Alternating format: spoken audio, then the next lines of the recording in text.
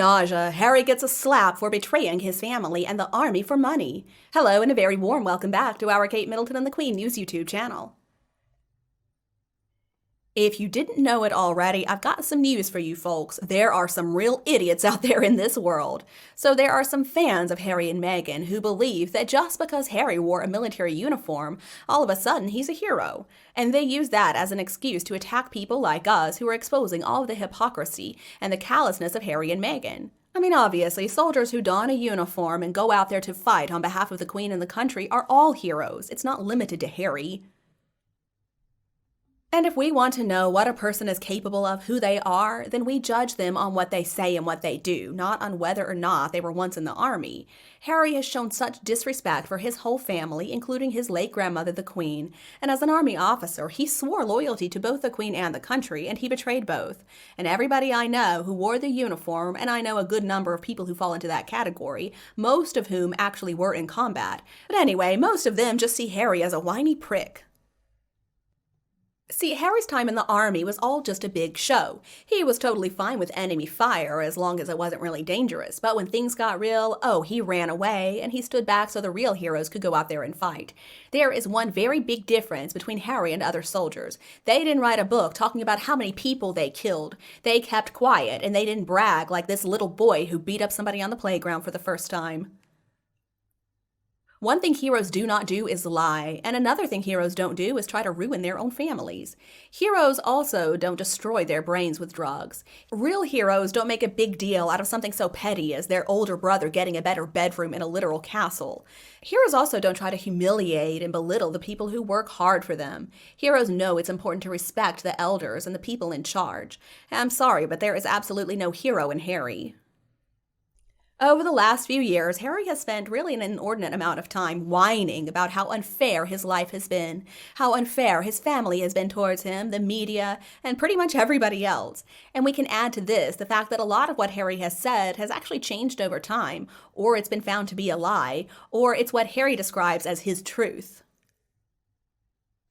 From where I stand, nobody has treated Harry harshly. See, I think people are just sick of listening to him because he is born into such immense privilege and wealth and status, and he whines about his fate, while also ignoring the fact that most people are never going to come close to all that Harry has had and all that he still has. Furthermore, what if the only real reason that Harry wore that uniform is that somebody did the work so that he could achieve the required educational qualification to enter Sandhurst? I wouldn't be a bit surprised. I mean, what if the tutor behind all the hard work actually got Harry on record saying that, oh, he didn't do anything on that art history project that got him the A-level?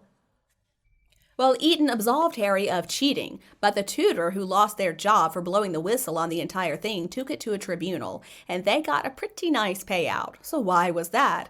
Well, because she did have the evidence to back up her claim, and actually I've heard it was common knowledge anyway at Eton that Harry was a complete disaster academically, and his teachers had to figure out some way to deal with that to not make him look bad.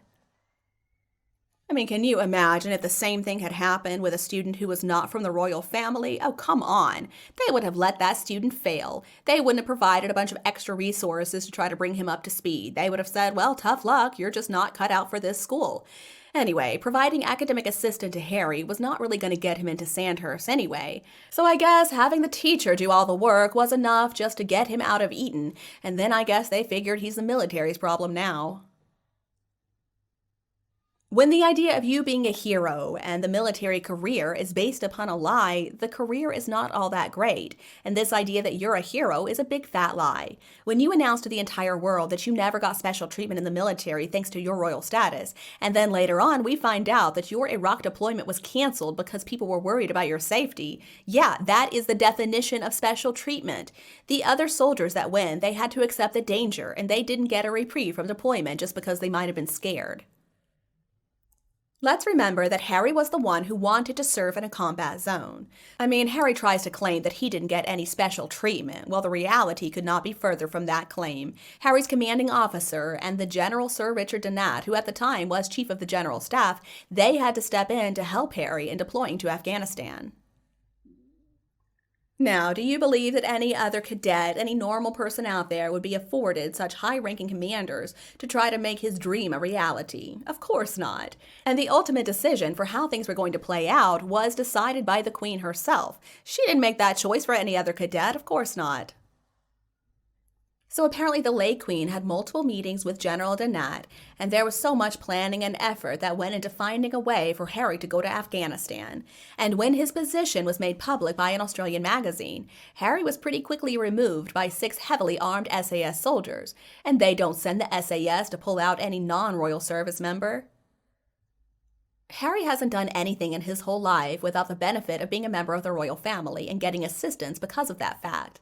Now, if you took an average run-of-the-mill student who for whatever reason could not pass their A-levels, they would fail.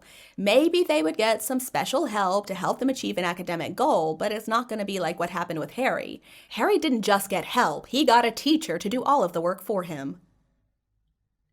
Harry was never treated the same as the other soldiers were. If he were, they would have let him go to Iraq and the Queen wouldn't have intervened on his behalf with high-ranking military officials. Now, when his life was actually in danger, they pulled him out immediately, which tells us precisely how much real risk Harry was in before his location was found out.